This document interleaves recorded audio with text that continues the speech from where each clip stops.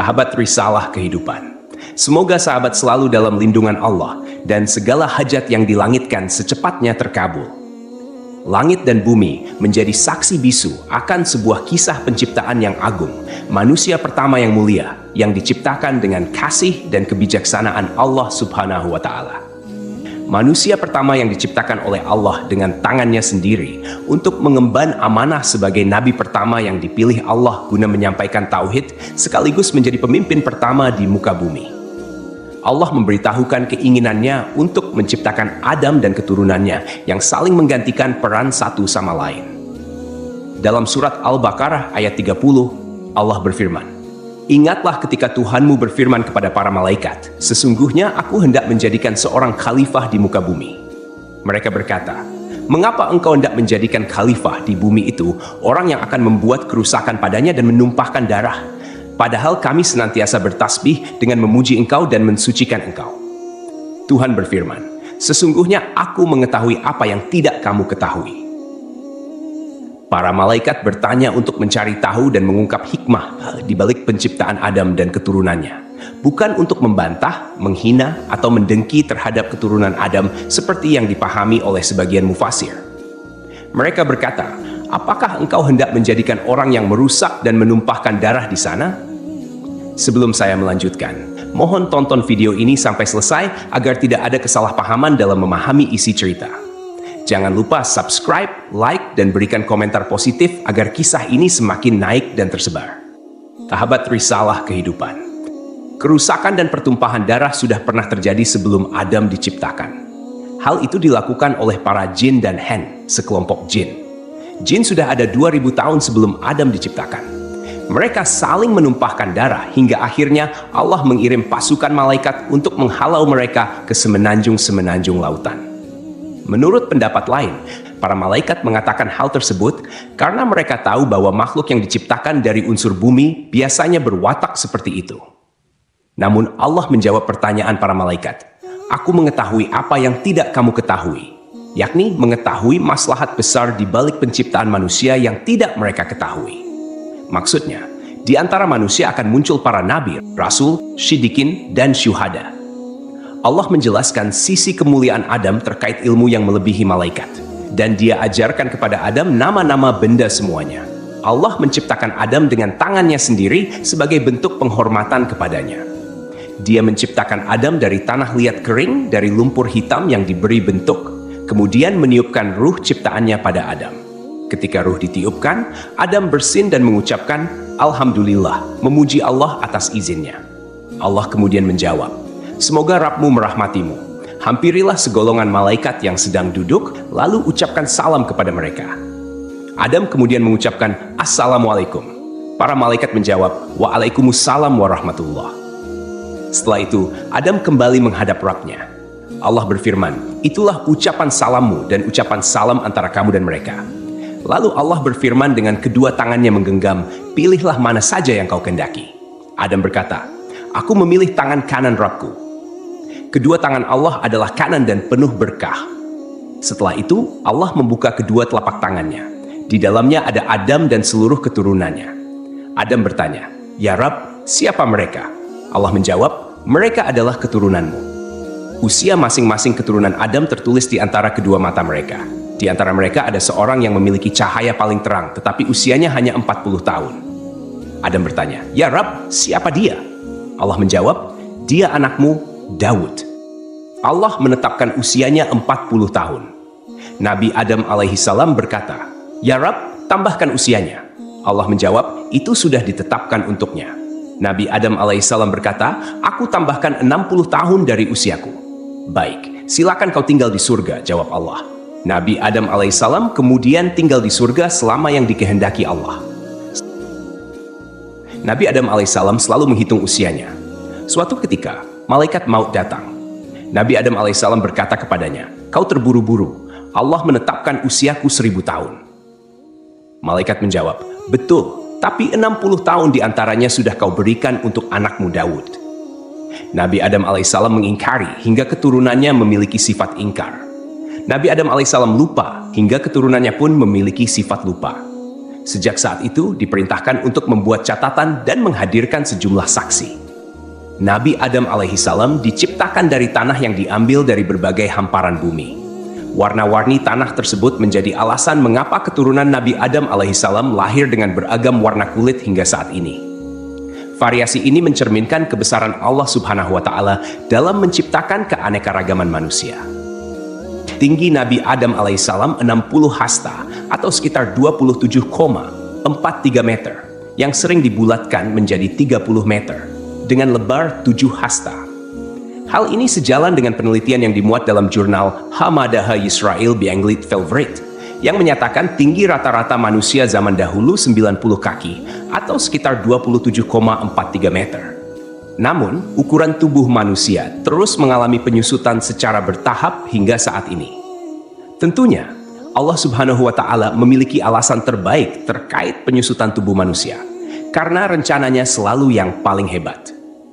Meskipun manusia saat ini tidak memiliki postur tubuh setinggi Nabi Adam alaihissalam, Rasulullah Shallallahu alaihi wasallam menyampaikan kabar bahwa penghuni surga nantinya akan memiliki postur tubuh seperti nenek moyang mereka, yaitu Nabi Adam alaihissalam. Rasulullah Shallallahu alaihi wasallam bersabda, "Sesungguhnya tinggi badan para penghuni surga ketika mereka memasuki surga adalah 60 hasta, seperti pohon kurma yang tinggi. Mereka makan buah-buahan di surga sambil berdiri." Hadis riwayat Abu Naim. Allah juga mengajarkan kepada Nabi Adam alaihissalam nama-nama benda yang diketahui manusia. Mulai dari manusia, hewan, bumi hana, lautan, gunung, unta, keledai, dan nama-nama benda lainnya. Allah juga mengajarkan tentang lembaran, takdir, dan lainnya. Allah mengingatkan hal ini dalam surat Syad ayat 71-78. Ingatlah ketika Rabb-mu berfirman kepada malaikat, "Sesungguhnya aku akan menciptakan manusia dari tanah. Kemudian apabila telah aku sempurnakan kejadiannya dan aku tiupkan ruh ciptaanku kepadanya, maka tunduklah kamu dengan bersujud kepadanya." Lalu para malaikat itu bersujud semuanya, kecuali iblis.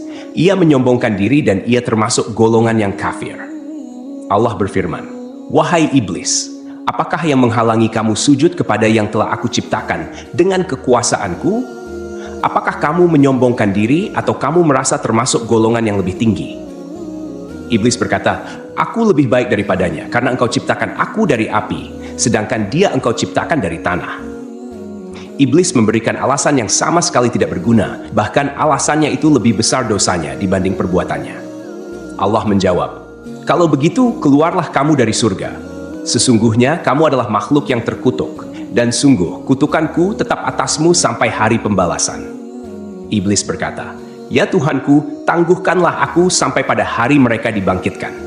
Allah menjawab, "Maka sesungguhnya kamu termasuk golongan yang diberi penangguhan sampai pada hari yang telah ditentukan waktunya, yakni hari kiamat." Iblis berkata, "Demi kemuliaanmu, pasti aku akan menyesatkan mereka semuanya, kecuali hamba-hambamu yang terpilih di antara mereka." Allah berfirman, "Maka yang benar adalah sumpahku. Dan hanya kebenaran itulah yang aku katakan. Sungguh, aku akan memenuhi neraka jahanam dengan kamu dan dengan orang-orang yang mengikutimu di antara mereka semuanya."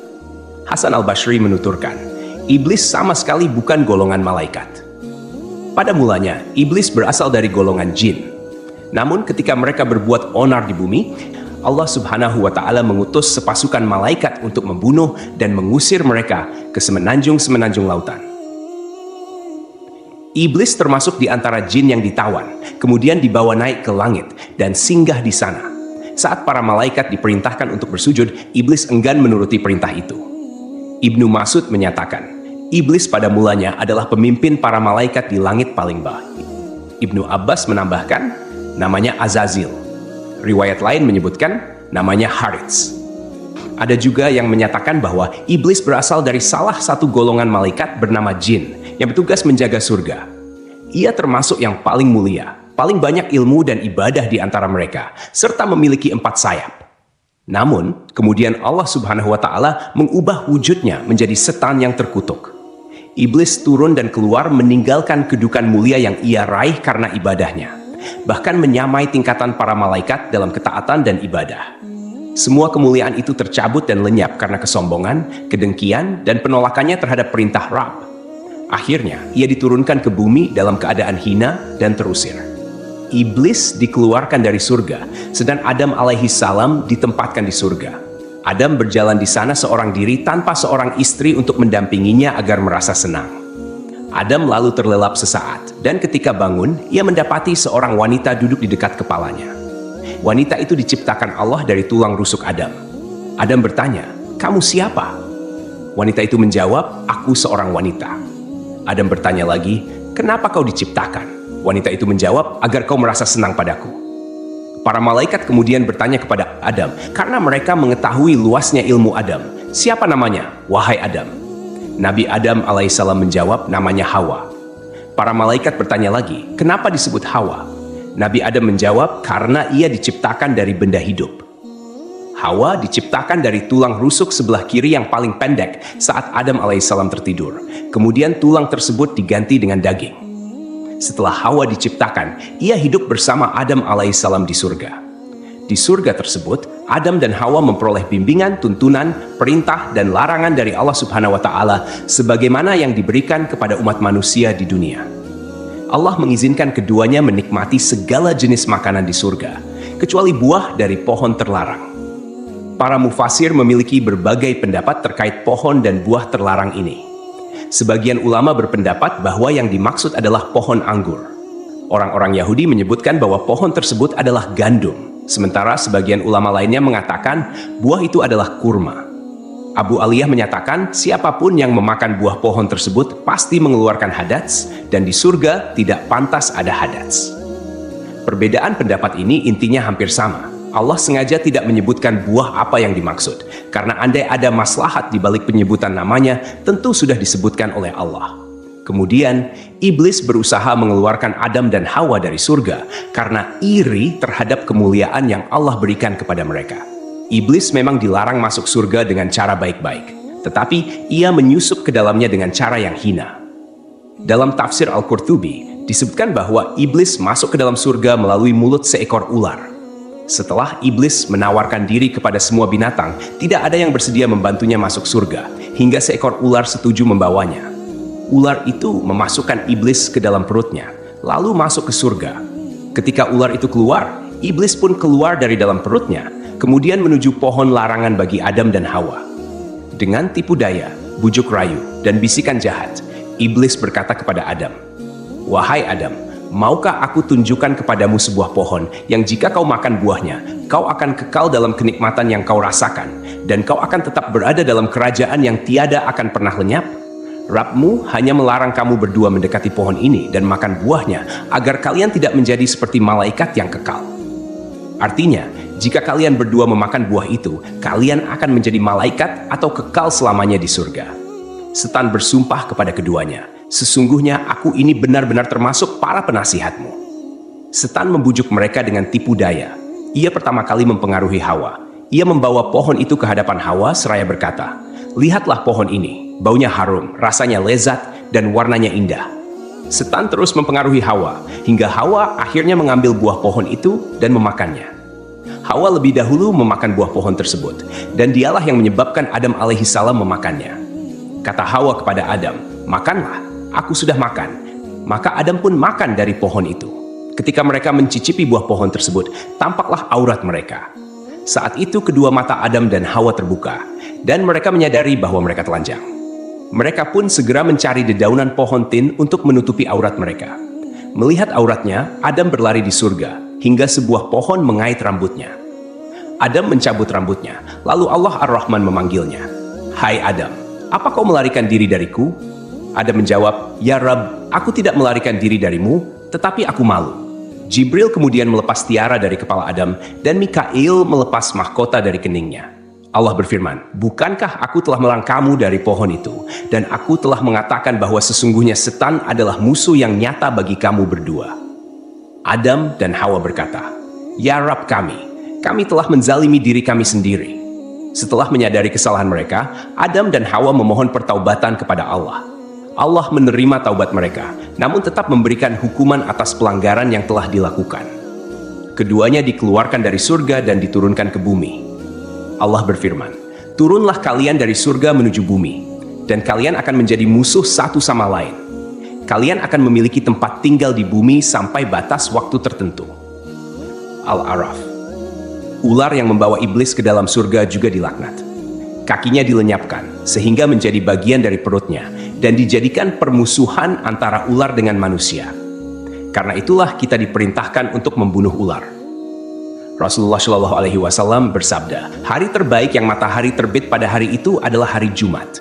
Pada hari itu Adam diciptakan. Pada hari itu ia dimasukkan ke surga, dan pada hari itu ia dikeluarkan darinya. Para ulama memiliki pendapat berbeda mengenai lokasi diturunkannya Adam dan Hawa di bumi. Pendapat mayoritas menerima bahwa Adam dan Hawa diturunkan di dua tempat yang berbeda, lalu kemudian bertemu di Arafah. At-Tabari, At-Tabrani, Abu Nuaim, dan Ibnu Asakir meriwayatkan bahwa Adam alaihissalam diturunkan ke bumi di India. Pendapat ini berdasarkan hadis dari Abdullah bin Umar dan Abdullah bin Abbas. Sementara itu, menurut pendapat ini, Hawa diturunkan di Jeddah. Riwayat lain menyebutkan bahwa Adam dan Hawa diturunkan di Syafa dan Marwah. Adam di Syafa, sedangkan Hawa di Marwah. Al-Auza'i meriwayatkan bahwa Adam tinggal di surga selama 100 tahun. Riwayat lain menyebutkan bahwa ia tinggal selama 60 tahun, menangisi surga selama 70 tahun, menangisi kesalahannya selama 70 tahun, dan menangisi anaknya yang terbunuh selama 40 tahun. Hadis riwayat Ibnu Asakir menyebutkan bahwa hari penciptaan Adam dan hari ia dikeluarkan dari surga sama-sama terjadi pada hari Jumat. Jika hari itu dihitung dengan ukuran hari dunia, maka pendapat ini masih memerlukan kajian lebih lanjut. Sebagian ulama mengatakan bahwa jika Adam dikeluarkan dari surga pada hari yang berbeda dengan hari ia diciptakan, atau jika ukuran hari di surga setara dengan 6.000 tahun hari dunia, sebagaimana yang diriwayatkan dari Ibnu Abbas, Mujahid, dan Dahak, serta dipilih oleh Ibnu Jarir, maka Adam tinggal di surga dalam jangka waktu yang sangat lama. Ibnu Jarir menjelaskan bahwa Adam diciptakan pada saat-saat terakhir hari Jumat, yang lamanya setara dengan 83 tahun 4 bulan dalam hitungan waktu dunia. Karena pada saat Adam masih berbentuk tanah yang berwujud dan ruh belum ditiupkan, ia bertahan selama 40 tahun dalam kondisi seperti itu. Selanjutnya, Adam berada di surga sebelum diturunkan dari sana selama 43 tahun. Wallahu alam. Allah menurunkan Adam dari surga ke bumi dan mengajarkan segala kerajinan padanya. Allah membekali Adam dengan buah surga, hanya saja buah-buahan dunia berubah, sementara buah-buahan surga tidak berubah. Allah berfirman, "Wahai Adam, sungguh aku memiliki tanah haram tepat sejajar dengan arsiku, maka pergilah lalu bangunkan sebuah rumah untukku di sana, lalu kelilingilah rumah itu seperti para malaikat mengelilingi arsiku." Allah kemudian mengutus seorang malaikat kepada Adam, memberitahukan tempatnya, mengajarkan manasik-manasiknya padanya, dan menyampaikan padanya bahwa setiap ayunan langkah kaki Adam menjadi ibadah yang mendekatkan diri padanya setelah itu. Diriwayatkan pula dari Ibnu Abbas, makanan pertama yang dimakan Adam di bumi berawal dari Jibril. Jibril datang dengan membawa 7 biji gandum. Adam bertanya, "Apa ini?" Jibril menjawab, "Ini adalah pohon yang dilarang untuk kau makan, lalu kau makan." "Apa yang harus aku lakukan dengan biji-bijian itu?" tanya Adam. "Tanamlah di bumi," jawab Jibril. Adam kemudian menanam biji-bijian gandum tersebut. Berat setiap bijinya lebih dari berat 100.000 biji gandum dunia. Gandum kemudian tumbuh. Adam lalu memanennya. Setelah itu Adam memisahkan kulit dan isi biji-biji gandum, kemudian menampi. Setelah itu ia tumbuk, membuat adonan, dan ia jadikan roti. Setelah melalui jerih payah yang cukup melelahkan, Adam memakannya. Pakaian pertama Adam dan Hawa berasal dari bulu domba.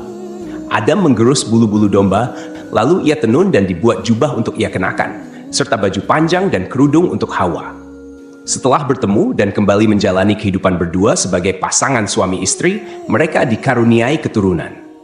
Saat itu, setiap Hawa akan melahirkan, akan selalu lahir anak kembar laki-laki dan perempuan. Kelahiran anak kembar pertama diberi nama Kabil dan Iklima. Kemudian kelahiran anak kembar kedua diberi nama Habil dan Labuda.